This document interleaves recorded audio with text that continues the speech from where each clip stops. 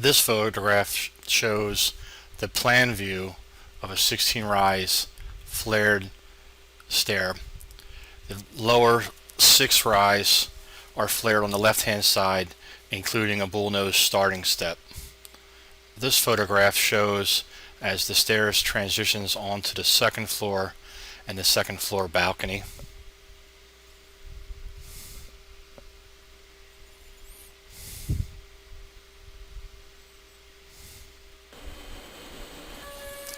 This photograph shows our stair stringer software that we use to program our CNC. You can see on the left side it basically asks for some basic stair design input. This is the completed stringer on our CNC. It's pretty versatile. It allows us to make the cuts at the top and the lower end of the stair stringer. It also has dual heads that allows us to route both the left and right hand stringer when we have box stairs. With our CNC, we get a very precise, clean cut. The majority of our stringers, we use the primed finger jointed material. The router also allows us to make the finish cuts at the top and the bottom of the stringer. We also have an automatic tool changer that will change from our dovetail bit to our straight cutting bit. This eliminates the use of any hand saws or any other tools to prepare the stringers prior to assembling the stair.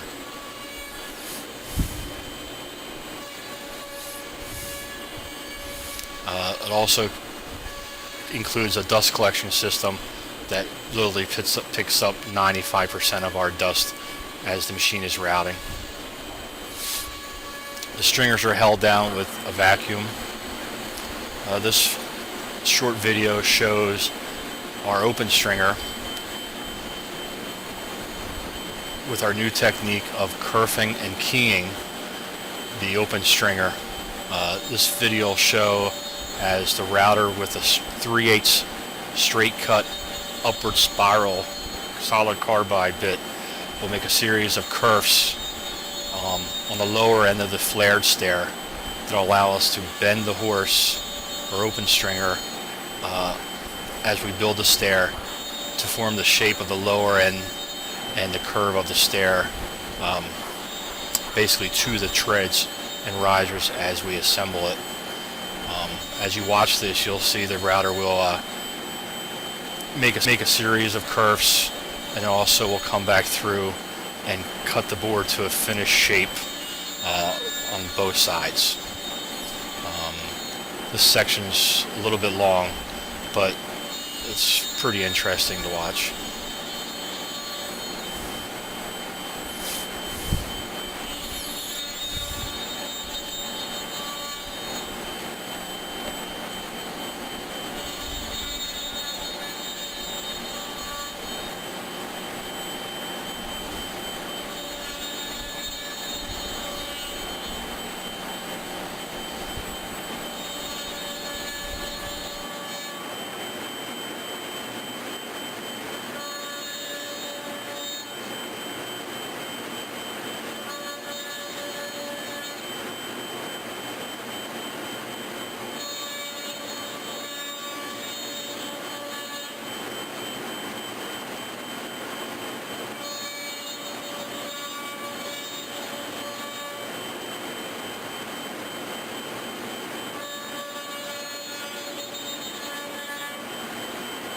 The material we're using here is an 1 1/16 primed finger jointed white pine.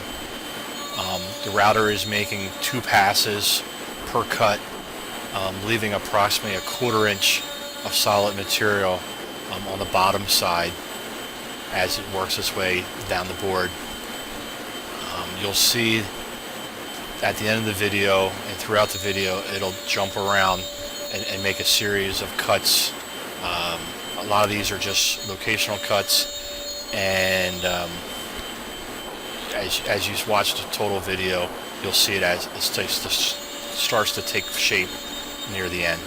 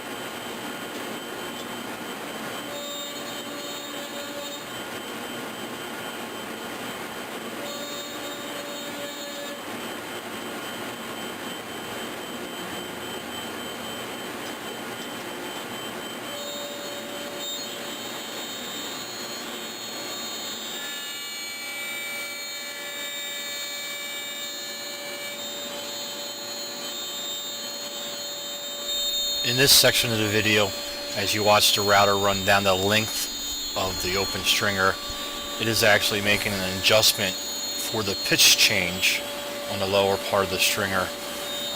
As we come through the kerf section, the pitch of the stringer actually changes with the flared section. And you'll see it come back through it and do a second pass, and then it'll come through and it'll cut the upper section all the way through.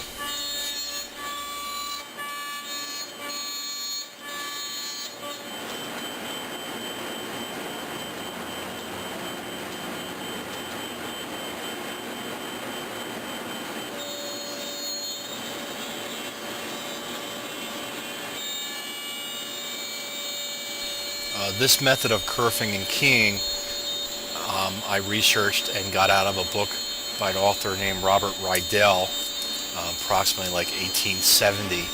He wrote a series of stair building books dealing with mostly tangent handrailing, but also in a kerfing and keying method that he decided was pretty much the best method for building any kind of curve or circular stairs. I believe back in their method was literally taking a handsaw, cutting a series of curves, and just chiseling out the area for the keys.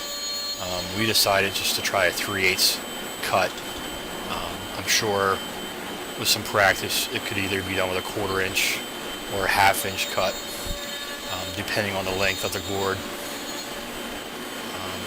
This section of the video shows as the router is proceeding down the length of the board, making a series of cuts for the treads and risers on the upper straight section, and shortly we'll be going into the kerfed and keyed section, cutting out each tread and riser cut, and then I believe the board will be finished, and you'll see me remove some of the scrap and show the flexibility of that lower section.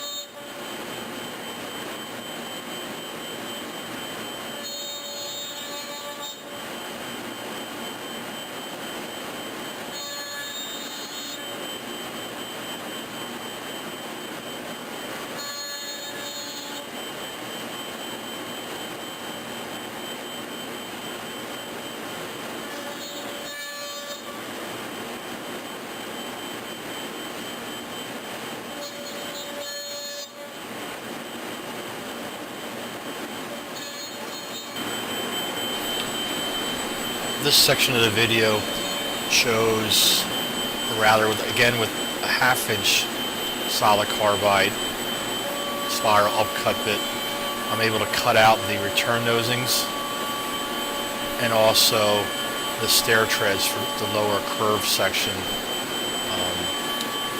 The router will make 3 passes per piece to get the finished cut.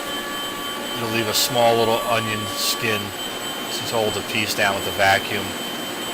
The total panel is held down only by the vacuum. No mechanical, fasteners to worry about. There are six treads, including the bull nose and including the return nosings. I believe at some point I demonstrate the closeness and tight fit of the return nosing to the treads. The process time for each panel and each 2 treads with the returns is approximately 3 to 4 minutes for each tread.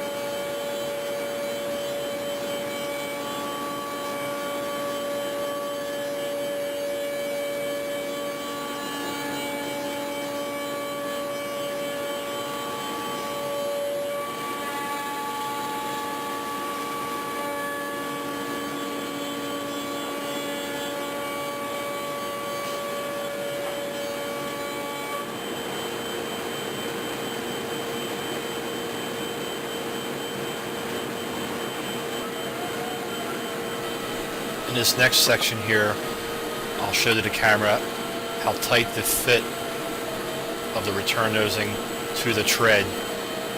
Our tread detail and return nosing, we miter return the back side of the return nosing back into the open stringer. This section of the video here shows our bullnose starting tread being cut out of a blank. Again, the router will make 3 passes to complete the cut. The stair design was done in Autodesk Inventor, and I was able to draw it pretty much to scale, and through our CAM software program the router to cut each individual tread exactly to my drawing. This makes the assembly of the stair pretty much as easy as just putting pieces together, as they're all pre-cut to each size.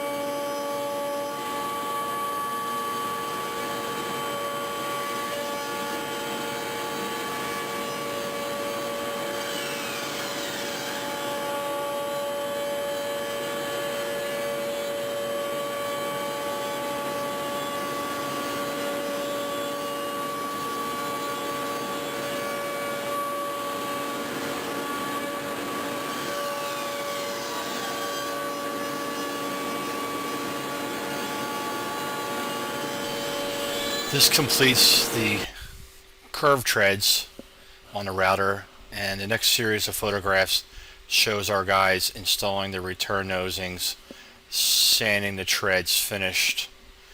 And our method on our curved stairs is that we apply the risers to the back of the treads prior to assembly, and we assemble the treads and risers as groups per tread and rise. This photographs through here shows us setting up the stair to assemble. I believe, like most stair companies, we work from a top-down method on our curved stairs, pretty much using 2x4s as legs, and helps us. This section shows 2 of our mechanics assembling the straight upper section as they work their way down to the lower keyed section where the curved treads start.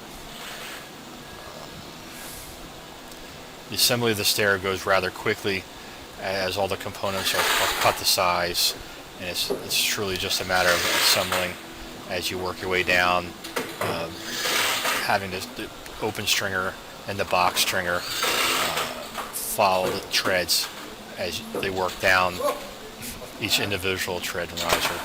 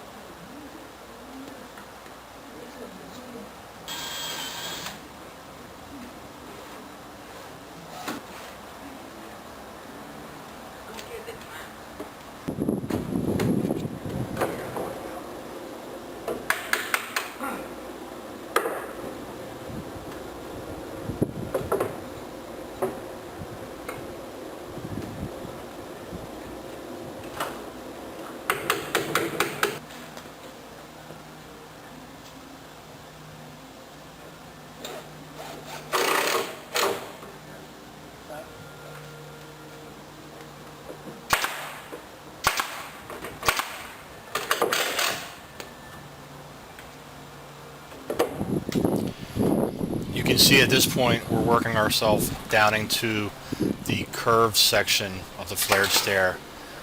Just a little bit of pressure is needed to flex the open stringer. We use the return nosing line as our guide.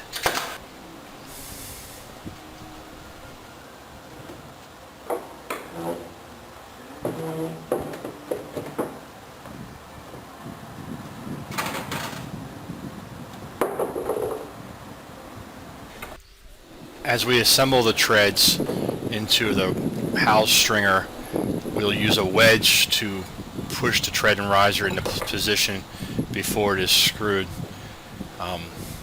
Here's the bullnose being installed after the last remaining 2 and 3 treads were installed. Again, all the treads and risers were pre-cut. The treads being pre-cut on our CNC, and the risers being pre-cut on basic table saw and radial arm saw. With the pre-prime material, as the stair is assembled, it takes a finished look pretty fast, and you're able to judge the fit and tightness of a majority of the joints as the stair is being assembled. In this view, you can see there is a rather large flared section on the lower 6 treads with the bullnose starting step. This customer, their style of stair uses a stair bracket, so you'll see in the next part of the video as I show the open side of the stringer, the brackets still need to be applied. I'll show the underside of the stair, showing how the keyed open stringer is flexed. The keys have not been installed yet, so it still is pretty weak yet. This type of stair, and majority of this method, the stair has a wall built underneath it, so it doesn't have a freestanding need for strength. So it's pretty much just enough to hold the stair together structurally, not necessarily to hold up the whole stair from an open balcony. We screw all our treads and risers together, and between a series of just straight screws and also a series of pocket screws.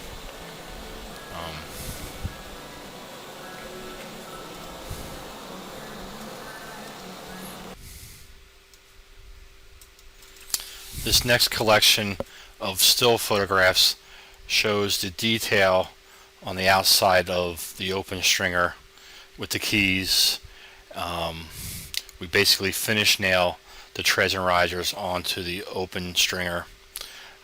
With the key design I came up with, there's 2-inch sections of solid open stringer material to which we nail our treads, and a solid front section that the riser is nailed into. You'll see in some of the pictures that the stair itself has quite a bit of flare to it.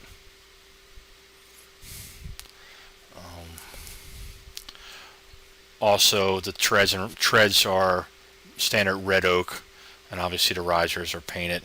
Here's a good close-up of the keys cut into the open stringer. We also glue block all our joints. Here are the keys installed. The keys are a slight taper, and it helps keep the shape of the curve. They're applied, and we sand them down flush with the inside, and some of it we repaint the lower edge of the open stringer. We also screw through the open stringer into the return nosing. That also helps maintain that radius. Here's another view of the finished stair prior to the trim being installed. This next series of still shots show as the stair is finished with the keys installed, and also in the next photograph we'll show some of the finished details as far as our scotia molding. Here on the East Coast, we use every stair company pretty much has their own distinct stair rail bracket, where you can tell each stair manufacturer by their bracket design.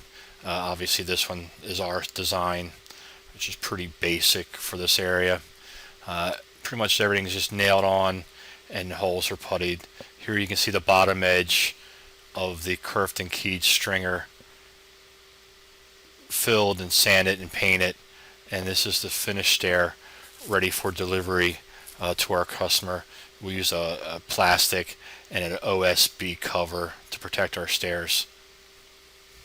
Well, this pretty much finishes and completes our curved and keyed flared stair. I hope you enjoyed it as much as we did building the stair. And if you have any questions, please feel free to ask them, and I'll try to help you out any way I can. Thank you very much, and enjoy the rest of the weekend. Bye.